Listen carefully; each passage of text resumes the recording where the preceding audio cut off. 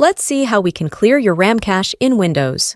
Firstly, I'm going to open up the Task Manager application on my Windows device, and then I'll go over to my RAM, or memory section. As you can see, my cached memory is around 4.5 gigabytes.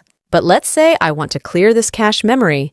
It's pretty easy to do it. All I have to do is to open any web browser on my device, and then I will search for a tool that's called RAM Map. So we will type this as one word, RAMMAP.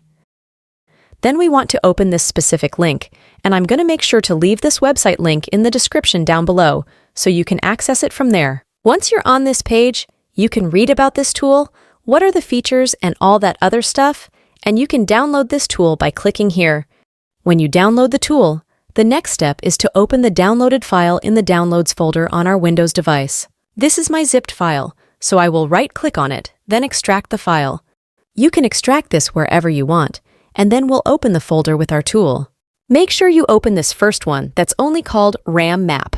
And that's going to open our tool, which will allow us to clear our cached RAM with a single click of a button. You can read the license terms and all those other things, but I'll simply continue to the next step. The tool is opened, and I'm going to put the tool next to my Task Manager so you can see the moment when we clear the RAM cache. In our tool, find the empty option that should be at the top, and when you select it, a little falling menu will appear over our screen that has a couple of options. We need to select this Empty Standby List button, and when we click on that, wait a second or two, and your RAM cache will be cleared. You can see that I now have around 500 megabytes of cached memory, but at the beginning of this video, it was around 4.5 gigabytes. It's a huge difference, but that's essentially it. Thanks for watching this video, everyone, and I will see you soon.